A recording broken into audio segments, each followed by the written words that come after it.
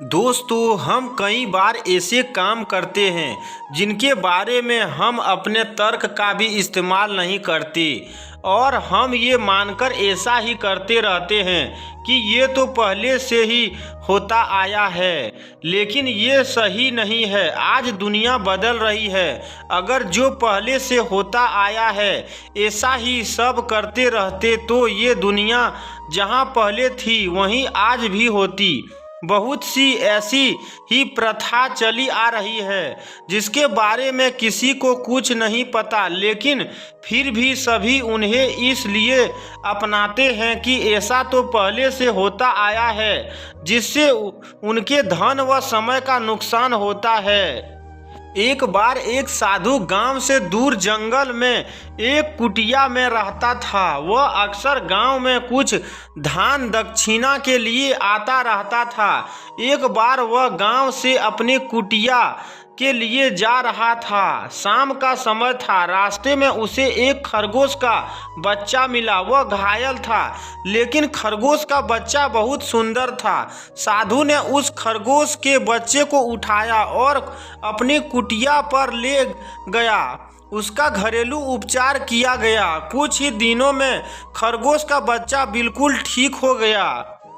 अब साधु खरगोश के बच्चे को जंगल में छोड़ने के बारे में सोच रहा था। फिर उसने यह सोचकर खरगोश के बच्चे को अपने पास ही रखने का फैसला किया कि कहीं यह दोबारा से घायल न हो जाए। बच्चा बहुत चंचल और सुंदर था, लेकिन उस बच्चे को एक आदत सी लग गई थी कि जब भी साधु साधना करने के लिए बैठता तभी वह खरगोश का बच्चा साधु के ऊपर आकर खेलने लग जाता था।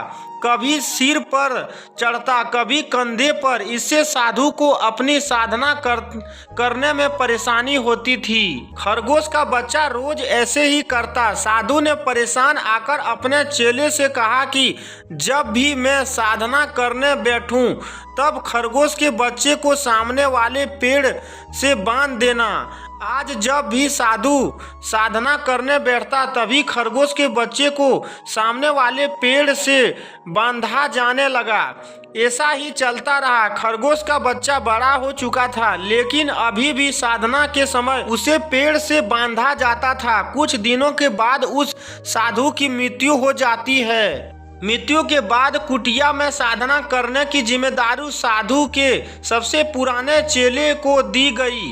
अब नया बना साधु भी जब साधना करता तभी खरगोश को पेड़ से बांधने को कहता। कुछ दिनों के बाद वह खरगोश भी मर गया। खरगोश के मरने के बाद दूसरा खरगोश खरीद कर लाया गया और साधना के समय उसे पेड़ से बांधना भी जारी रहा, क्योंकि वे सोचते थे कि हमारे गुरुजी भी ऐसा करते थे।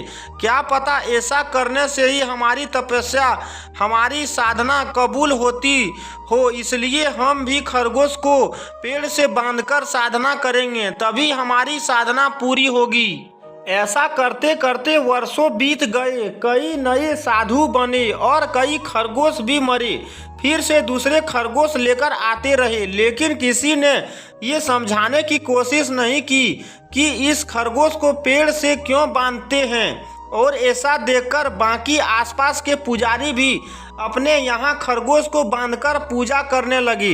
ये एक परंपरा सी बन गई कि इसके बिना तो कोई पूजा कर ही नहीं सकता। ऐसा ही आज भी बहुत से कार्य हैं जिनके बारे में किसी को कुछ नहीं पता कि इसे किस लिए किया जा रहा है, लेकिन उन्हें ऐसा मानकर करते हैं कि ऐसा तो पहले से ही होता आया है, इसमें कुछ ना कुछ बात तो होगी जो इसे पहले से ही करते आए हैं। और बिना सोचे समझे ज़्यादातर लोग ऐसा ही मान लेते हैं। ये नहीं सोचते कि पहले कोई मजबूरी रही होगी जो आज नहीं है, या कोई और वजह रही होगी जो आज नहीं है। इनसे हमें कुछ लाभ भी है या बस अपना वक्त ही खराब कर रहे हैं। इस कहानी का उद्देश्य किसी की पूजा के प्रति आस्था को ठेस पहुंचाना नहीं है। अगर किसी को कुछ बुरा लगा हो तो क्षमा चाहता हूं। धन्यवाद।